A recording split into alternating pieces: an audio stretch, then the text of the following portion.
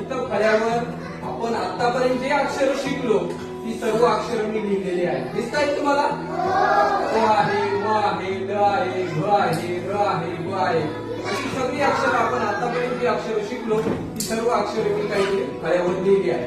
तर या अक्षरांना काना कसा द्यायचा, वेलांटी कशी द्यायची, मात्रा कसा द्यायचा, दोन मात्रे कशी द्यायची हे सुद्धा आपण शिकलो आहोत. बरोबर ना? सर आता समजा मी जर हे अक्षर घेतलं न, तर न ला आपण कसा काना देणार? काय होतं मग न ला?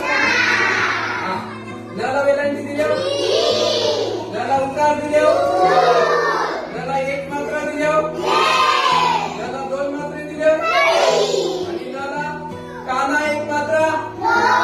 हो बरोबर. समजा आपण पुढचं अक्षर घेतलं, काय आहे अक्षर? चला काना देऊया, चला वेलांटी देऊया, चला उकार देऊया, चला एक मात्रा देऊया, चला दोन मात्रे देऊया, चला काना एक मात्रा देऊया. अशा पद्धतीनं जर आपण बाराखडी शिकलो तर आपल्याला वाचन सुद्धा फार लवकर करता येते.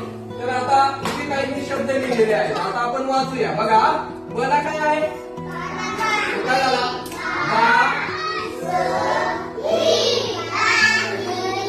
हा बरोबर. आता पुढचं वाचूया.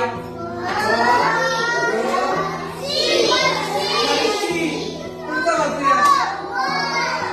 बोल, सैनिक. पुढचं वाचूया.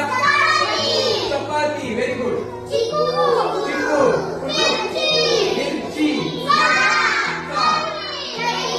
हा व्हेरी गुड. अशा पद्धतीने जर आपण बाराखडीचा सराव केला तर आपल्याला सर्व शब्द अतिशय लवकर आणि चांगल्या पद्धतीने वाचन करता येतात. समजलं का तुम्हाला?